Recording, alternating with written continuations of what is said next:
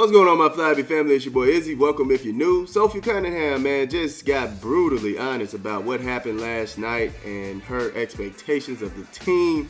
We got to get all the way into it, but before we do that, y'all make sure y'all hit the thumbs up for your boy if you like the content. Don't forget to subscribe to the channel. We're trying to hit the big 30,000, man, so if y'all can help me out with that, I highly appreciate it. And don't forget to get in the comment section and let me know what y'all think about this. Let's get it. That fourth quarter leads so bad of your hands. Have you noticed a theme in those quarters of something you guys are doing wrong that's getting these games away from you? Man, I think we're trying to figure it out. You're right, we've had double-digit leads going into the fourth, and then we just let it slip. And so for us, we got to be better from top to bottom. We have to have better energy, better focus. And at the end of the day, like, we've shown that we can do it. It's all about consistency, and we're trying to give each other grace and patience, but at some point you gotta dig in and say enough is enough. Tonight, fourth quarter, they had 35 points, I believe. What did you see defensively go wrong for you guys down the stretch?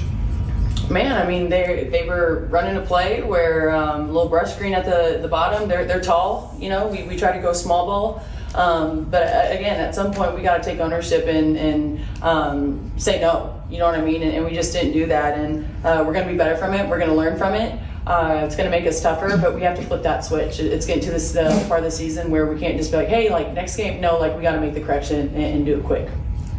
Yeah, Sophie, I wanted to ask about that late foul that got called on you that turned into that 5-point swing. The one that was a foul or the one that wasn't? Anyway. Yeah, just how did that swing really affect? Killed us. I mean, if I'm going to be playing the four, I got to do a better job. I gotta box out. I got to get into her legs. She's tall, but that can't be my excuse, right? Like I got to outwork her, and so I have to be better in that area. And I'll learn, and I will be better. Man, talk about taking accountability. Now, I can't say that last play with the 5-point swing. I think more so of she shouldn't have been in front of Stevens, man. She is too big. Yeah, I get it, box out, but it was better to have Boston in her spot. Now, I did hear Stephanie White take accountability on that one. She was like, yeah, it's probably on me. I should have switched them too, made sure we had the big right there, but, you know, it just slipped her. But, yeah, I think in that instance, it should have been Boston right there. It's big on her to take the accountability, but, yeah, Boston should have been there. She could take fault in it too because it's also like you have to recognize what's going on, right? I get you have all the confidence in the world in yourself, right? But it's just best to line yourself up to something that makes sense. You know, Rakia's way shorter. I don't want to say way shorter, but she's shorter than Stevens. Switch that out. It's gut check time, man. It's gut check time.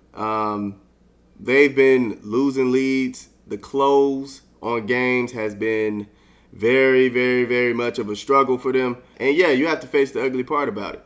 You have to figure out what you're going to do to actually fix that situation. You know what I'm saying? Fix that issue that y'all keep having. It's about want to. It's about grit. It's about, you know, saying no. We're going to win this game, and there's nothing you're going to do about it. And a part of that comes from just wanting to win, you know, wanting to get that dub. So, yeah, I kind of understand Sophie. I do have grace for this team. But at the end of the day, man, you can think about probably 2-3 other teams who have just put their team together as well, and they are finding ways to win more games than the Indiana Fever. So at some point, the excuse have to go out the window, and you have to figure it out, man. You have to become that team that you all believe that y'all can be. If you learn how to close out the game, some of the mistakes, some of the things that happen throughout the game could be eliminated, right? You could come out like the Sparks did. They had a bad game the entire game, man. That game was terrible for them.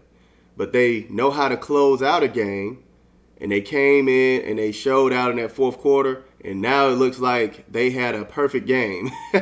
Now, she also had this moment where she was talking about how the in and out of players and things like that are distractions and disruptive to what they're trying to accomplish.